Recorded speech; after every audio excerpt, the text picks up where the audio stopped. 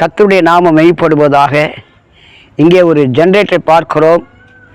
இந்த ஜென்ரேட்டரில் பெட்ரோல் இருக்கும் வரைக்கும் தான் அந்த ஜென்ரேட்டர் ஓடிக்கொண்டிருக்கும்.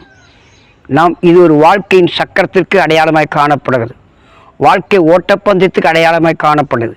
உன் வாழ்க்கையில் ஆண்டவர் இயேசு கிறிஸ்துவின் வாழ்க்கையில் உனக்குள் நிரந்தரமாய் தங்கி இருக்கும் வரைக்கும் உன் வாழ்க்கையின் பயணத்தை கர்த்தர் ஓடிக்கொண்டே இருக்க உனக்கு பலனை சத்துவத்தை தருவார். அவர் தீர்க்காயுசை கட்டளிடுகிறவர்.